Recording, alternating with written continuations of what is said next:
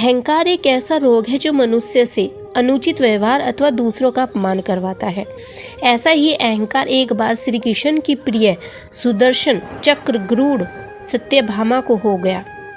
जब रानी सत्यभामा को हुआ था अपनी सुंदरता पर घमंड, रानी सत्यभामा के साथ श्री कृष्ण बैठे हुए थे।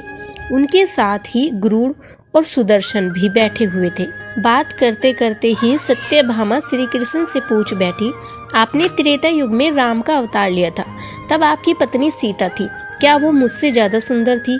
द्वारकाधीश को समझ आ गया था कि सत्यभामा को उनके रूप का अभिमान हो गया है।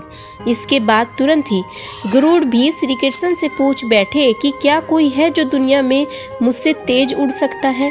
सभी के सवालों को देखते हुए सुदर्शन चक्र भी पूछ बैठे, हे प्रभु, क्या मुझसे कोई ज़्यादा शक्तिशाली है? मैंने आपको बड़े बड़े युद्धों में विजय दिलवाई है। सभी के सवालों के तीरों को देखकर श्री कृष्ण को समझ आ गया था कि उनके तीनों भक्तों को बहुत ज़्यादा अहंकार हो गया है। इससे वो मन ही मन मुस्कुरा दिए।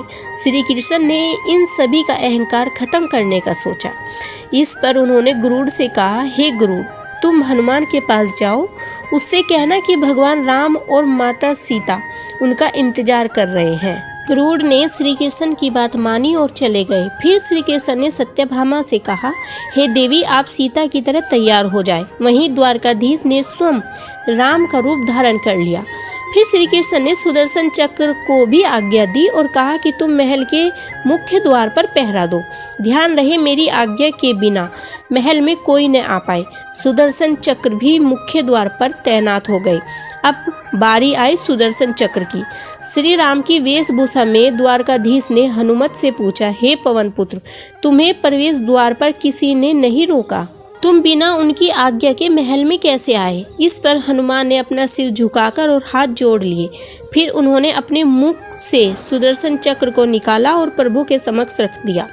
उन्होंने कहा, हे प्रभु, इस चक्र ने मुझे आपसे मिलने से मना किया था, पर इसीलिए मैंने इसे अपने मुंह में रख लिया, मुझे क्षमा कर दे। इस पर श्री कृष्ण मन ही मन मुस्कुराने लगे।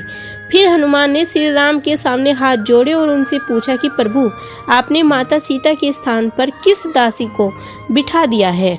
आपने इन्हें इतना सम्मान क्यों दिया कि वो माता सीता के सिंहासन पर विराजित है? अपनी सुंदरता के अहंकार में डूबी हुई सत्यभामा का अहंकार पल भर में चूर हो गया।